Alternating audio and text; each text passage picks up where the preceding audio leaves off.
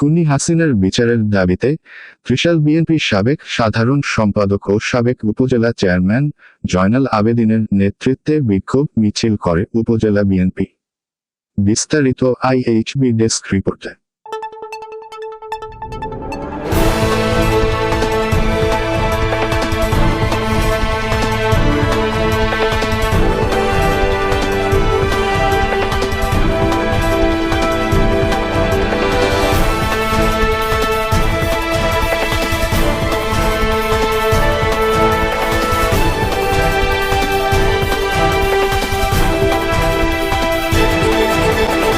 সারা দেশের ছাত্র জনতার ওপর গুলি চালিয়ে গণহত্যার দায়ে শেখ হাসিনা সহ তার দোসরদের বিচারের দাবিতে বিক্ষোভ মিছিল ও অবস্থান কর্মসূচি পালিত হয়েছে। 15 আগস্ট বৃহস্পতিবার ময়মনসিংহের ত্রিশালে বিএনপি ও তার সকল অঙ্গ সংগঠনের ব্যানারে এই কর্মসূচি পালিত হয়। বৃহস্পতিবার বিকেলে পৌর শহরের লেকেরপাড় এলাকায় অবস্থান কর্মসূচিতে প্রধান অতিথির বক্তব্য রাখেন উপজেলা বিএনপির সাবেক সাধারণ সম্পাদক ও সাবেক উপজেলা চেয়ারম্যান আলহাজ জয়নাল আবেদী।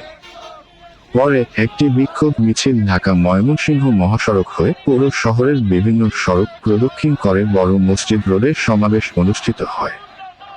বিএনপি নেতা ওয়ালিদ মাস্টারের সভাপতিত্বে এ সময় বক্তব্য রাখেন উপজেলা বিএনপির সাবেক সহ সাংগঠনিক সম্পাদক অধ্যাপক গোলাম ফারুক স্বপন, সাবেক সহ দপ্তর সম্পাদক কামরুল ইসলাম বিএসসি, বীর মুক্তিযোদ্ধা সিরাজুল ইসলাম, বৈলর ইউনিয়ন বিএনপির সাবেক সাধারণ সম্পাদক ইলিয়াস আলী, উপজেলা শ্রমিক দলের সাবেক সভাপতি শফিকুল আলম শোভা, বালিপাড়া ইউনিয়ন বিএনপির সাবেক সাধারণ সম্পাদক ইদ্রিস আলী, উপজেলা ছাত্রদলের সাবেক সাধারণ সম্পাদক শওকত আলী, জেলা যুবদলের সহ সাংগঠনিক সম্পাদক সাব্বির আহমেদ, জেলা যুবদলের সদস্য হুমায়ুন কবির, রাজুল ওয়াহাব রাজু, মাহবুবুল আলম, উপজেলা ছাত্রদলের সাবেক সদস্য সচিব আবু ছালেম, পৌর যুবদল নেতা রাহাত সরকার, ওয়াহিদুল ইসলাম প্রমুখ।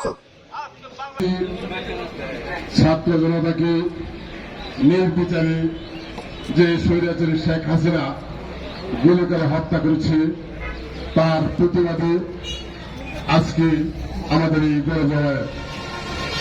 এই গণজমায়েতে উপস্থিত আছেন আমাদের অনেক সিনিয়র নেতৃবৃন্দ, বিভিন্ন অঙ্গ সংগঠনের নেতৃবৃন্দ, বিভিন্ন ইউনিয়ন থেকে আগত আমাদের প্রান্তীয় সহকর্মীবৃন্দ, যারা বিগত দিনে সমস্ত আন্দোলন সংগ্রামে আমাদের সাথে একসাথে থেকে সমস্ত আন্দোলন সংগ্রামকে সার্থক করেছেন, সফল করেছেন।